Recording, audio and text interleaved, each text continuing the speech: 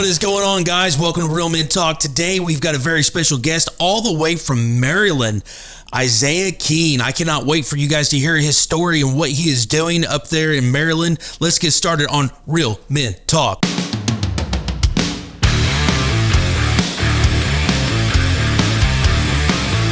Welcome to Real Men Talk, discussing the tough issues facing men and their families every day. Here are your hosts. What's going on, guys? All right, here we are. But Kyler, how are you doing today? I'm good, guys. How are y'all? All right, so and I am excited to introduce Isaiah Keene. How are you, Isaiah? I'm doing good, thank you. Good. All right, so Isaiah, we all the way from Maryland. That's phenomenal, and it's always exciting to meet people from other parts of the world, you know. And here we are. We're in you know, like the central United States, you know, Podunk, Missouri, and so it's really awesome to hear from other people and stuff. And so I want to go back just a little bit to our conversation that we had. You know, it was so exciting to hear from a young guy what God is doing in your life and through that stuff. So give the audience just a 30,000 foot view of Isaiah Keene. Man, all right, so I don't know if you guys have seen the Spider-Verse before, but you know, that's what that makes me think of. It's kind of like, all right, let's do this one last time. All right, so my name is Isaiah. I do all sorts of things, from being a special needs sibling and brother to creating music, having my podcast, writing books. I do not a little bit of everything, but I do a lot of stuff. So that's me. I love all kinds of things. I'm passionate about telling stories and understanding other people's stories, and that's brought me a really long way. And so that's where a lot of what I do and what I love comes from. I had a conversation with a friend once, and she was asking me, like, hey, how do you do this creativity stuff? Like, how do you just keep going? And I remember telling her, like, it's all rooted in why I do the stuff I do. And so all of those things I do out of a way of showing Christ's love to other people and expressing Christ's love to other people. And art forms, like we see with David and so many other characters in the Bible, is an amazing way to do that. So that's me in a bit of a nutshell. Music, author, podcaster. Nice. A little bit of everything. A little bit of everything. That's cool. And you're young. How old are you? I'm 19. 19, and you're young. Yeah, and so it's phenomenal to have a conversation with somebody that's not only in the other part of the world, but is so in tune with God at such a young age. Mm-hmm. And as a matter of fact, I've told my boys, you know, I've got one that just turned 19, and then I've got one that's getting ready to turn 18. And I was like, you guys got to check out this podcast, and which we'll get to your podcast later on. But and so you had mentioned special needs, brother. Is that right? And so that my heart that touches my heart. So I have a special needs son that we adopted, and so tell us a little bit about that experience. It is an experience, that's for sure. It's been a very eye-opening experience for me, and I would argue has been the instrument and really the gift that God has used in my life to direct me in the ways that I have gone, and that he has led me where I would not have otherwise. And so it has its difficulties, it has its challenges, but overall, that's one of those things that really has been a very large thing in my life. I even have 3 certifications from the Institutes for the Achievement of Human Potential, and because I was adamant about learning these things, and I talk a lot about making the choice, and so like it's a theoretical, like philosophical thing I have, and it actually is where I started my podcast from, and that's just what I decided to do, was make a decision to be the best I could be inside of the areas of life where God has placed me. It's a different world for sure when you have somebody who is special needs, and you know, of course, Kyler knows all about that too. He being a teacher, and you know, it's something that we deal with on a daily basis. My wife, she's a special ed teacher. Okay. She did autism for, I don't know, 8 or 9 years, and now she's more in the behavioral realm and stuff. And so it's something that we're very well acquainted with. and so it's exciting to see somebody else that is passionate about it and understands, and so because not everybody does, and so that is the truth. Yeah. And so tell us a little bit about about your journey. How did you get, I don't know, you're only 19 years old, but how did you get to where you're at? You know, you doing this podcast, you're playing music, you're doing all these different things. Kind of give us your journey to where you are today from just you know, with your relationship with Christ, I guess is really to where I'm trying to get to. Yeah. That is my favorite question. So I'm glad that you asked. Like we talked, like when it was so fun talking to you when we first met, because we talked a bit in that conversation about, well, I don't have one of those crazy come to Christ kind of stories. I have the opposite of a generational blessing of coming in from families that were not previously Christian or knowing Christ or having a relationship with him, into now I've grown up in a world where that has been my experience and my reality. And so I remember we were living in California, and because my dad was active duty, and I was 5, and I remember lying in my bed and I was just awestruck by how crazy it was that I was a sinner and that I was detached and separated from God. Like, I could not even believe that. That to me blew my mind. Not even the depth and the scope of being a sinner, but just that I was separated from God. And I hated the thought of having that separation. And so my life's purpose from that point became, let's fix that. And so I remember I was like, and it had been my existence before. And so I knew, like, you know how you have memories from when you were a kid, and then you have like your first memory and those kinds of things. Like, I have a fair bit of those. And so I remembered sitting there thinking to myself, wow, this is so amazing to me that Christ would be my friend and that he would be the king of the universe and also still want to be my friend and my brother. And that blew my mind, and I wanted that friendship and that relationship. And it makes me think of just the songs that my mom would sing when I was little, and the power that has when your parents show you the way, like the Bible says. So that was me. That's how I had the blessing of growing up in that environment where I didn't have to be exposed. Like, I just listened to your latest episode, the 99 and the 1, and Denarius was his name. That was a cool episode, but like, he grew up with gangs, like his siblings were in gangs, and like, I didn't have that experience, thankfully. And that's a blessing. Like, he has an amazing, I got to connect with this guy. I was thinking, man, I got to connect with him. But that was just where I started, and I had that understanding, and then I carried that through. And in middle school, that was really when a lot of the special needs stuff started picking up for my family, and it was new territory, new terrain. We were learning about that. And so that's been going on, and that's become our new existence. But I remember I fit in, but I was a military kid, and so I never stayed in one place for very long. And so when you're a military kid, you learn, and my mom was a military kid before me, and so you learn kind of this idea of nothing lasts forever. Like, it's okay if and relationships go bad here because I'm moving in 2 years. So like, it doesn't matter. I'll never see this person again in my life.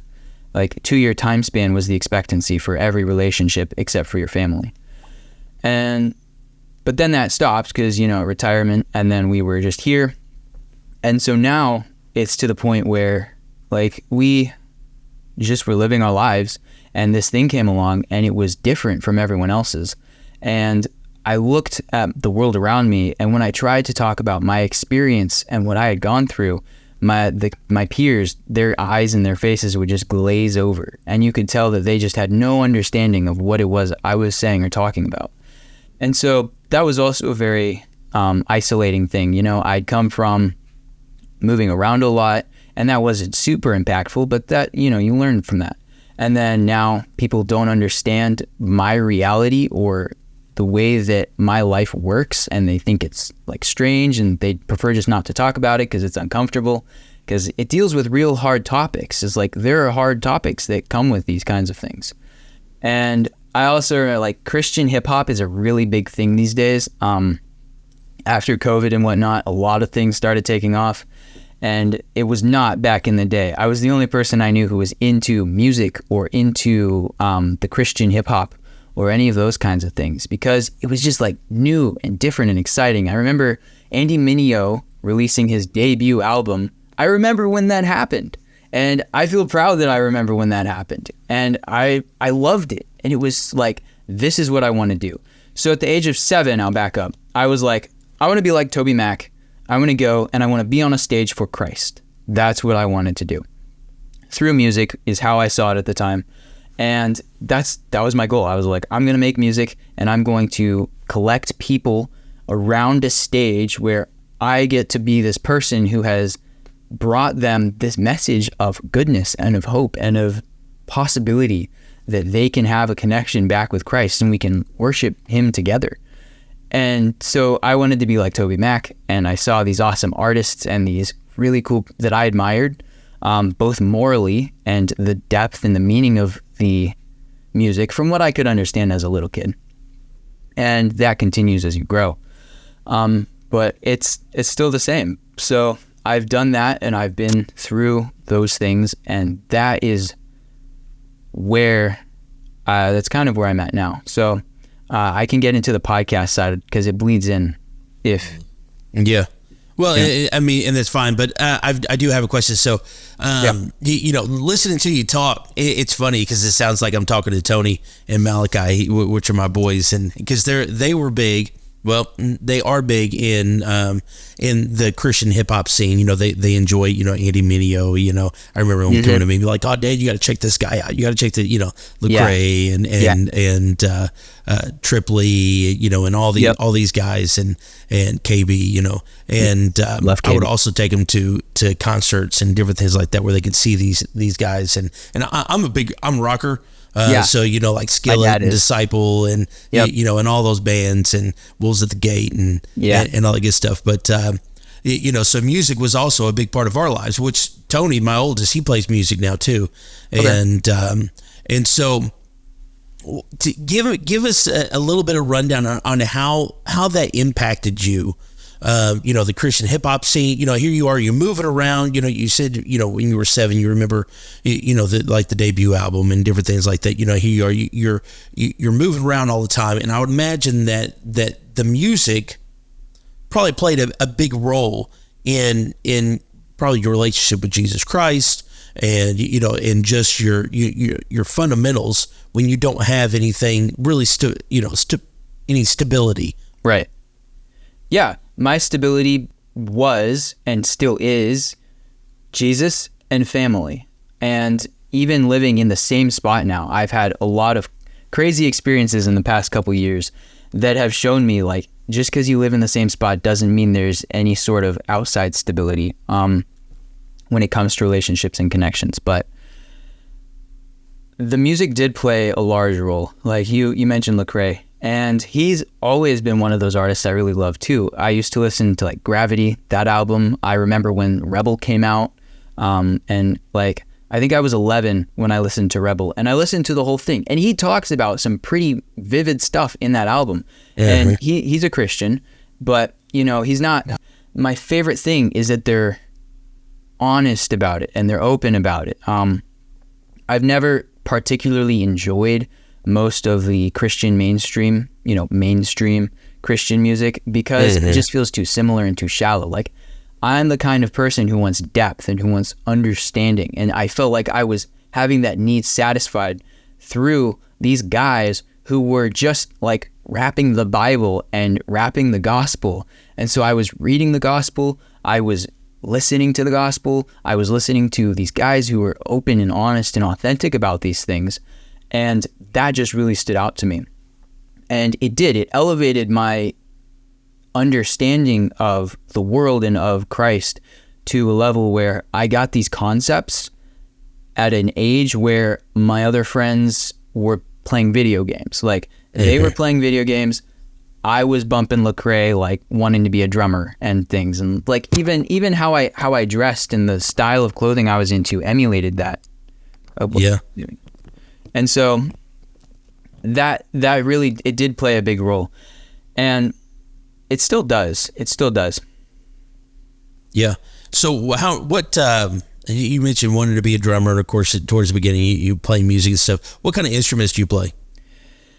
I play piano. I'm learning piano. I'm learning guitar. I don't play them as well as I'd like to, but primarily I play my computer, and which is kind of fun. It's like, yeah, I play the computer, you know? So producer, music producer, those.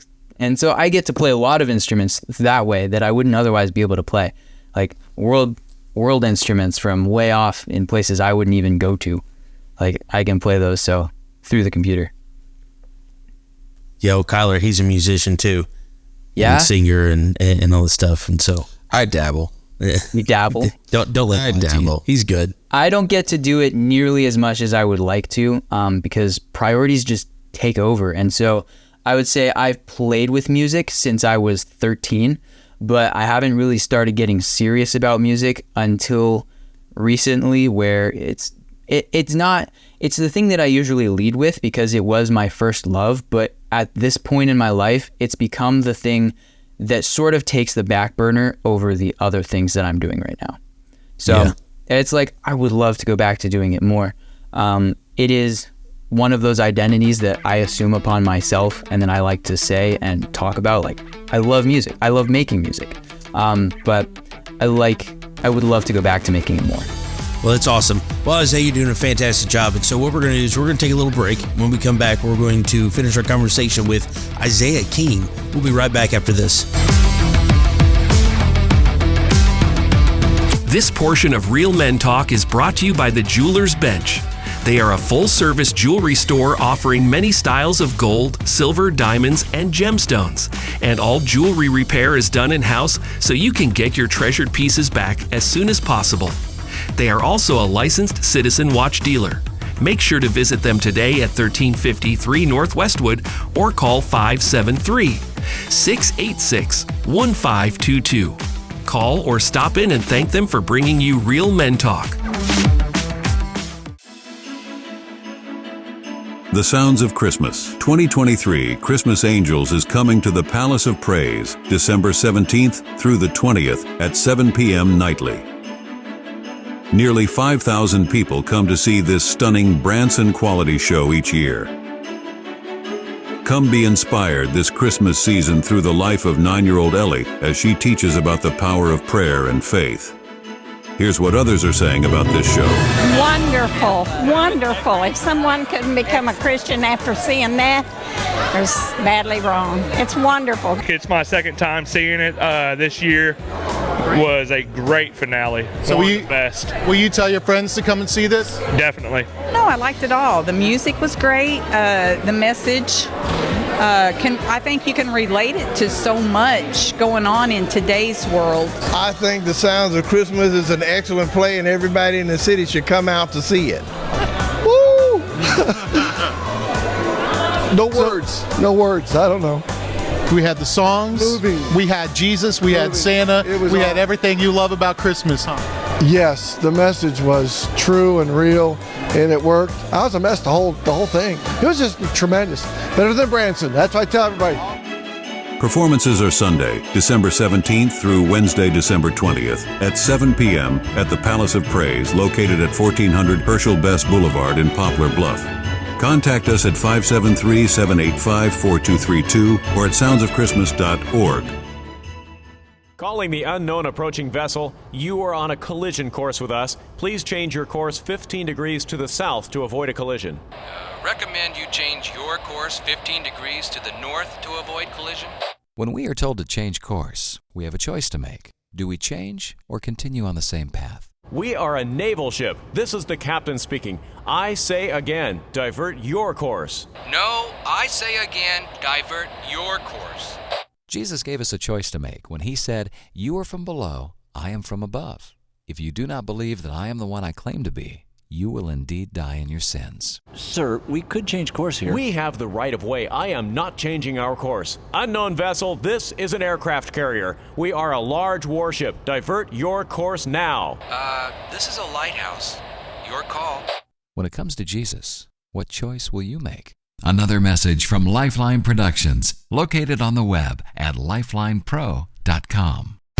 If you want to join in the conversation, join us on Thursday nights at 6:30 p.m.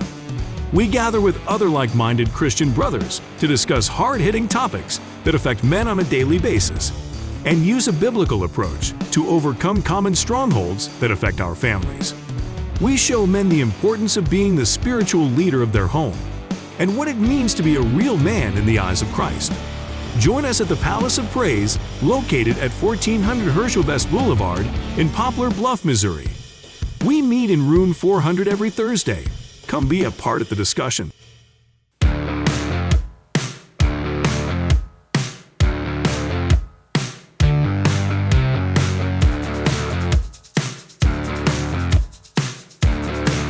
This portion of the Real Men Talk is brought to you by R.L. Persons Construction. For over 29 years, they have been a regional leader completing projects that include private, municipal, state, and federal agencies of all types.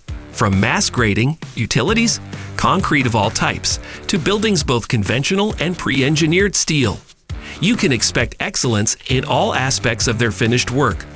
Contact them today at 573-686-1323 and let them know you appreciate them bringing you Real Men Talk.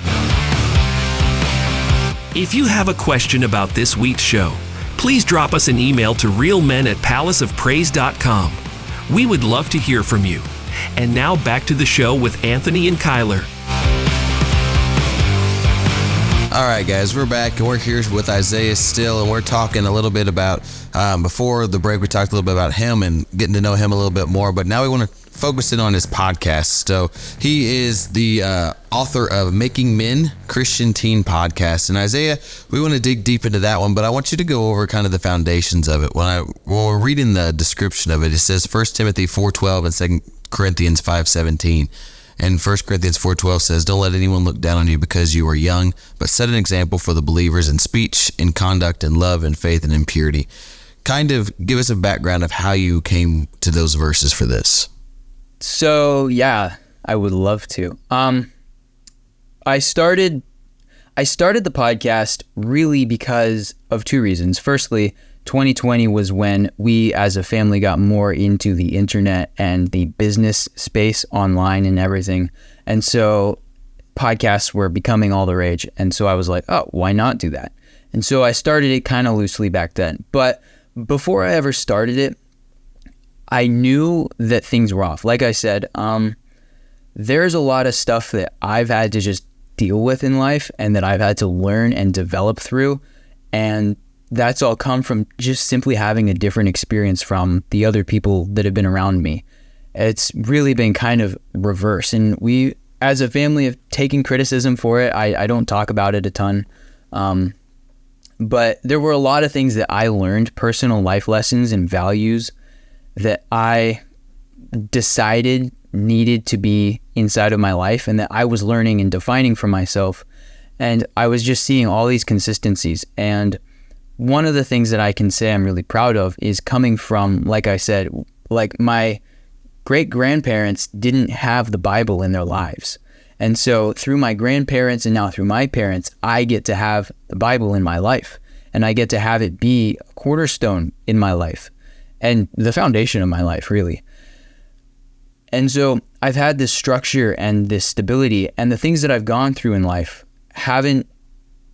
they've been the things where they've been hard. I have friends who have had to deal with abusive fathers, alcoholic fathers, passive fathers, and narcissistic mothers. I've had friends who have gotten in car crashes, who have lost their fathers. Like, I've seen it all. And I've experienced a really big portion of that myself. But looking back, I can see how God has been very intentional in my life because of just who I am and who He created me to be and where He called me. He's structured that path for me where the things that I've been through have definitely bent me, but they have not broken me.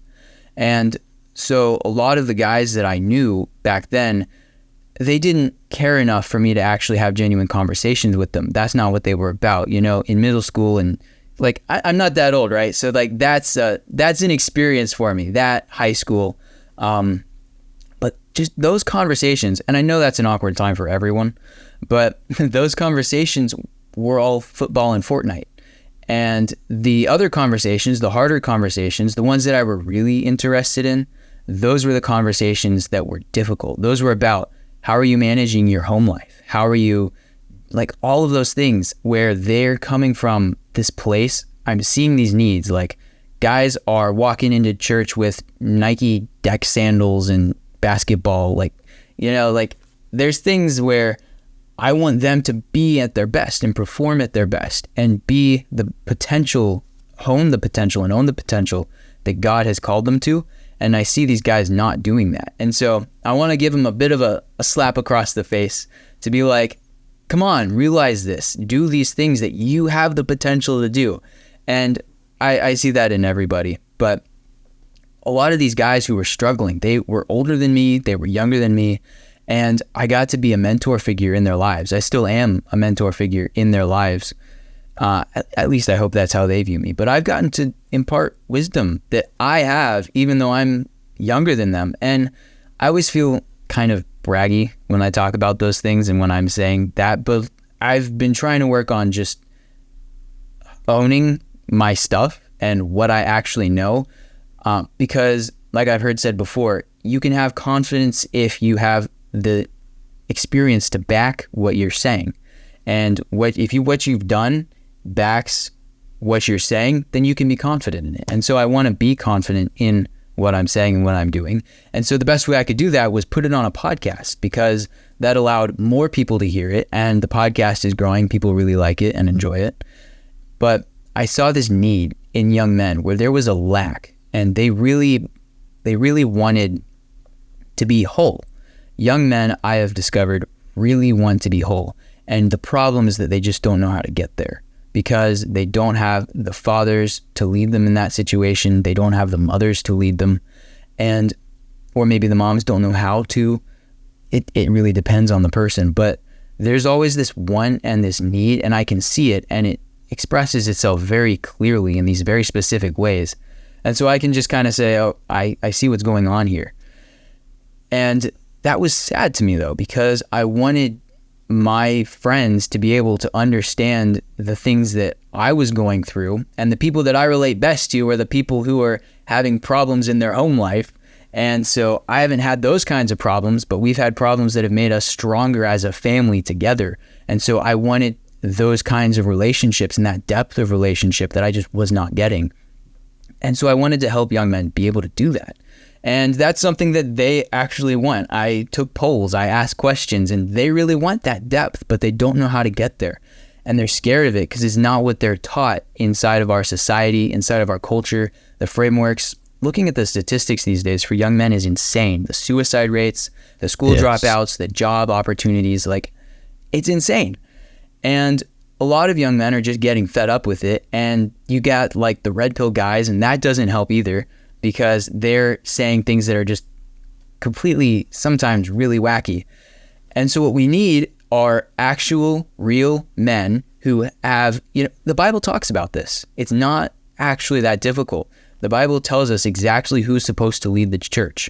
Paul talks about it, and Peter talk about how, I read Colossians this morning, and he said like how husbands should treat their wives, how wives should treat their husbands, children, how husbands should treat their children, how wives should treat their children. He's giving all the groundwork needed. And then Peter talks about, well, if a man wants to be an elder, a leader in the church, he needs to have these qualities. One of those things, he needs to be able to control his home life. He needs to be calm. He needs to not be someone who struggles with alcohol. How do you expect to be able to lead people if you're having these same problems? And so we have people out here who are partying it up and drinking a lot and like, sleep with as many women as you can. The problem is that that's the opposite of what we're trying to go for here and what's actually going to fix the problem. And Jesus says himself, how can you be faithful with a lot if you're not even faithful with a little? And so how can you steward an entire community or an entire online presence and community that you built there that is way bigger than anything you're going to just have in your local area if you can't even steward, firstly, your own life, and secondly, your family's life? And so when I listen to these people, the first thing that I do is I take into assessment, how are they living? And it's never the way that they should be living, biblically.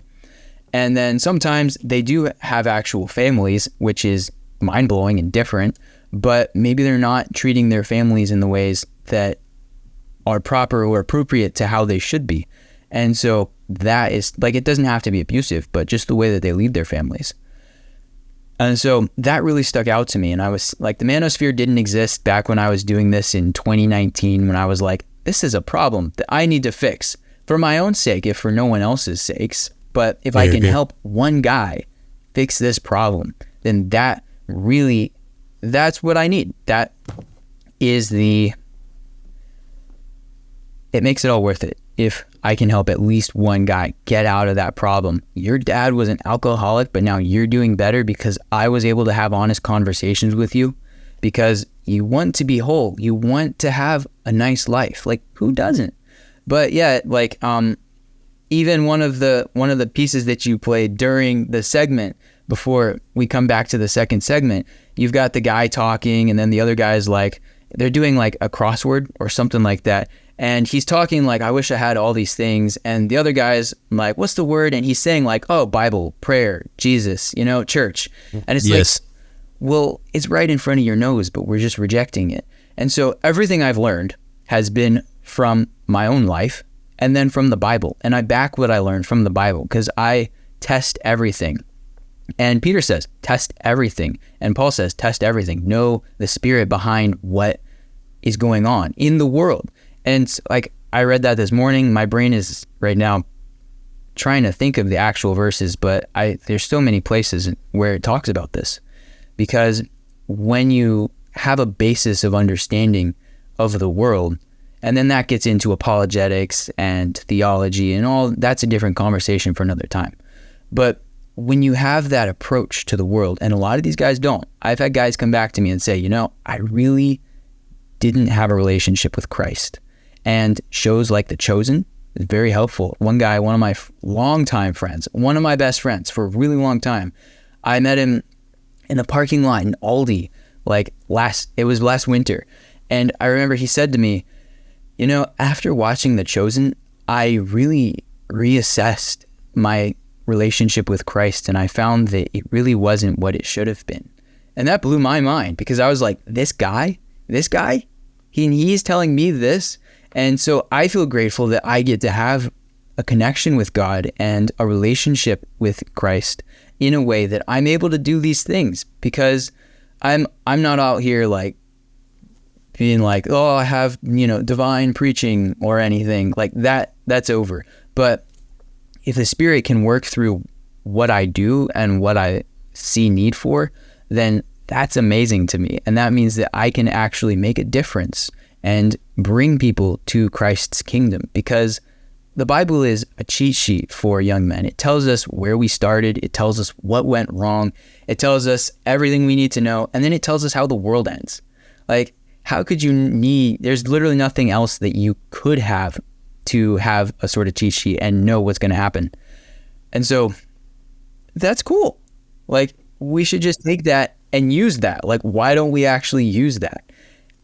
So by doing those things and just sharing those things with people, and I remember, this can always get on my nerves sometimes, but people will look at me and I get sort of disregarded as an authority. I've had conversations with other artists and other guys who are older than me, and they're keep working on these things. And I'm I understand what you're saying from a skill set development standpoint, but from a personal development standpoint, I'm already there, man. I'm already there. And so don't let the face fool you, because, and I'm thinking about that because I remember you mentioned during our conversation, you were I'm seeing this guy's face and I'm hearing these words and it's almost like they don't match up. Yes. And so, but if I have these gifts and I know this knowledge, then that's just knowledge and that's just facts. And so I can share them. And so I see it as I've been allowed the gift to have the experience to accumulate these facts and this knowledge that I can then go and share it. Solomon asked for wisdom and it was given to him.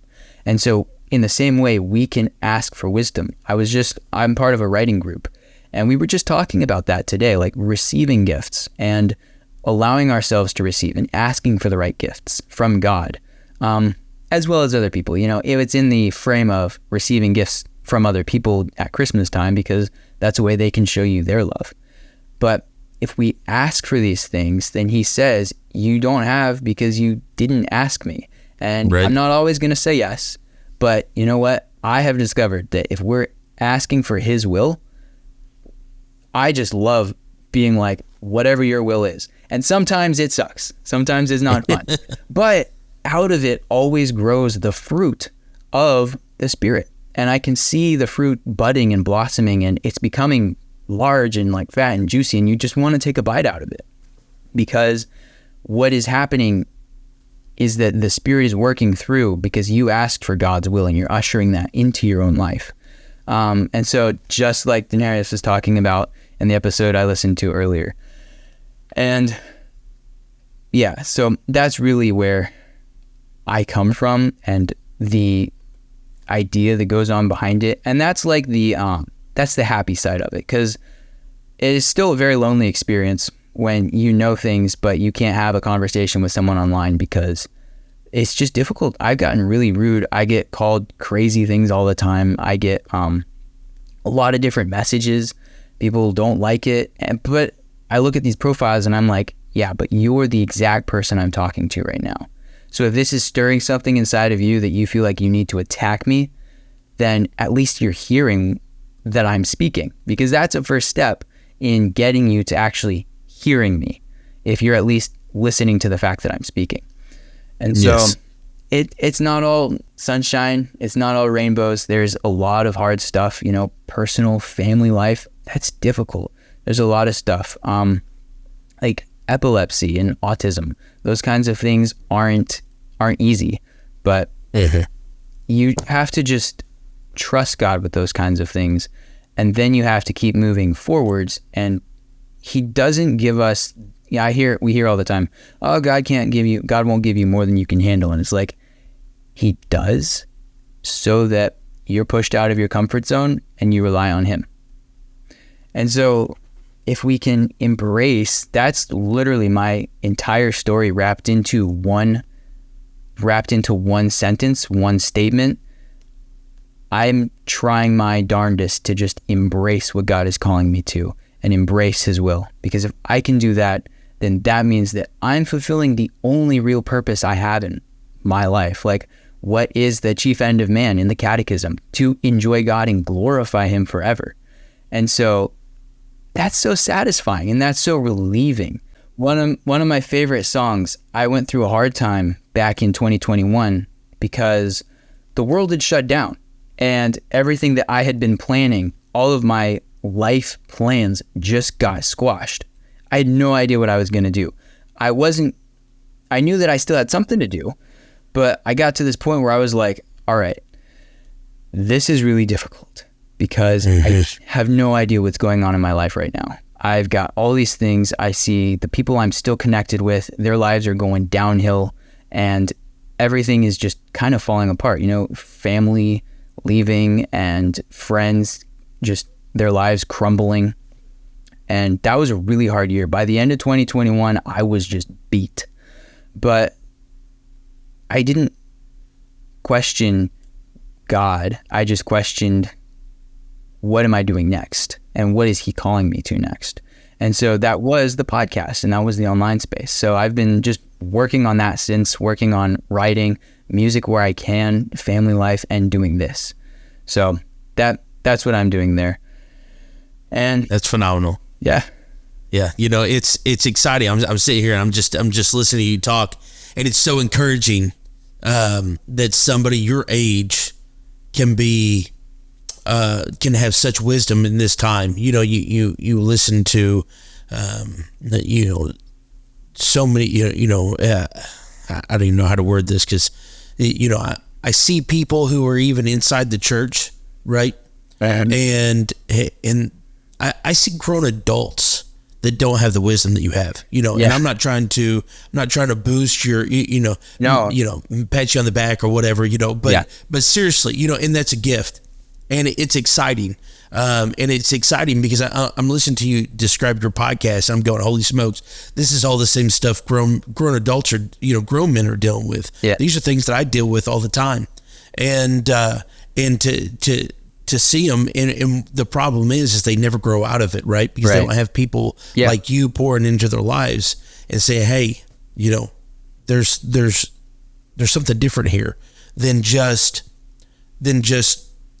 accepting the fact that that you had a hard time and just living inside of that. There's victory in this. Yeah. That you don't have to, spend the rest of your life, because, downhearted because you had a father who was a drunk, or, they left you whenever, whenever, you don't have to, that's not your identity. Your identity is found in Jesus Christ. Yeah. And so, man, it is so exciting to hear these things from you. I want you to tell the listeners where they can find you.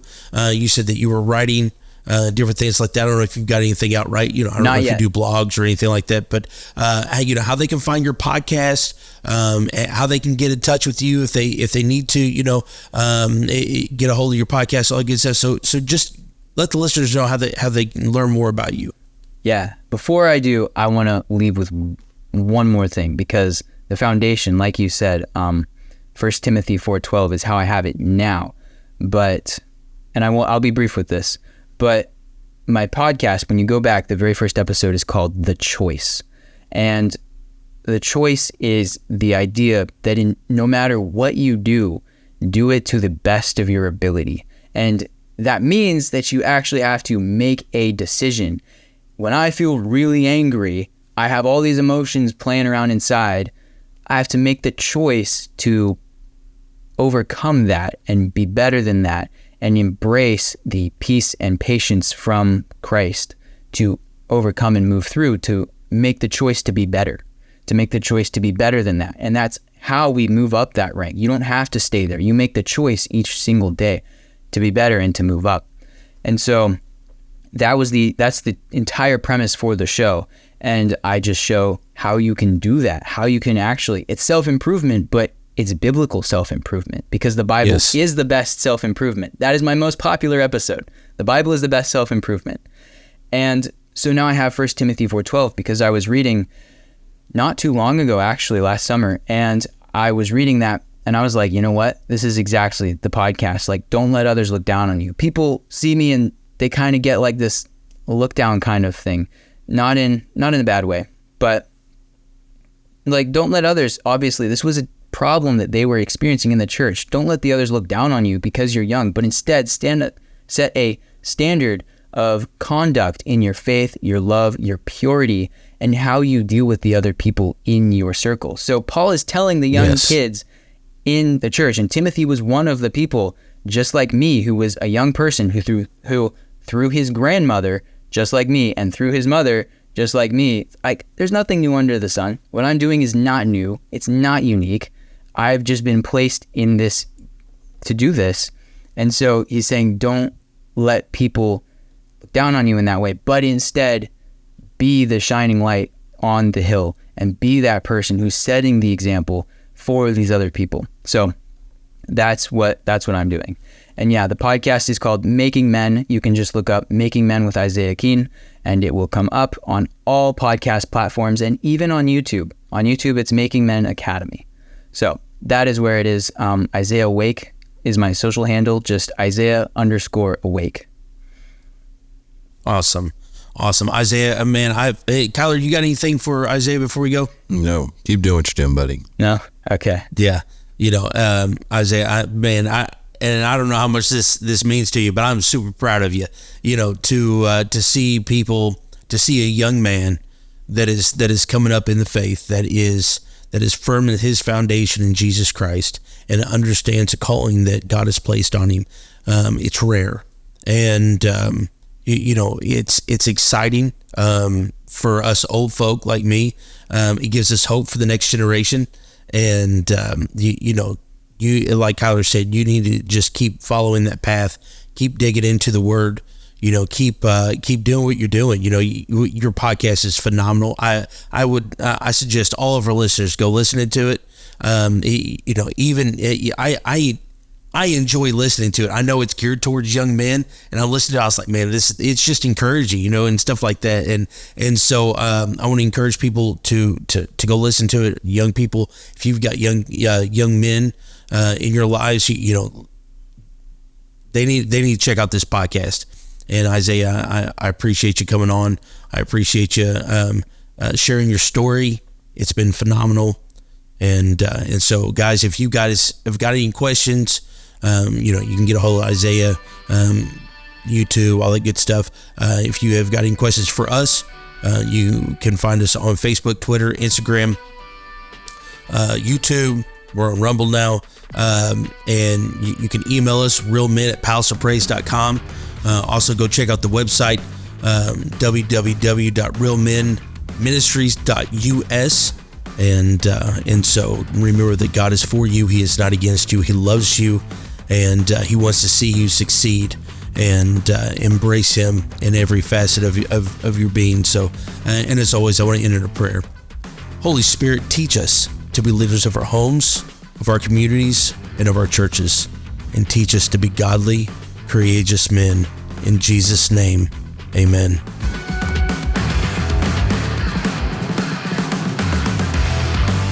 You've been listening to Real Men Talk, brought to you by Palace of Praise Church in Poplar Bluff, Missouri. If you would like to get in touch with us, shoot us an email, realmen@palaceofpraise.com, or visit our website at palaceofpraise.com. If you're a man age 16 and up and would like to be a part of the conversation, join us at the Palace of Praise every Thursday night at 6:30 p.m. If you don't have a home church, consider joining us for worship on Sundays at 10:30 a.m. and 6 p.m. Palace of Praise is located at 1400 Herschel Best Boulevard in Poplar Bluff, Missouri. New episodes of Real Men Talk drop every Thursday at 5 p.m. You can find us at iTunes, Google Play, Spotify, Anchor.fm, Amazon, and more. Real Men Talk is a production of Palace Media Service. Real Men Talk has been brought to you this week by RLP Construction in Poplar Bluff, Missouri. For commercial contracting of all types, see RLP Construction today. And by the Jeweler's Bench in Poplar Bluff. They are your one-stop shop for all your fine jewelry needs. They also do in-house repair and are your Citizen Watch dealer. Make sure to thank our sponsors for bringing you Real Men Talk.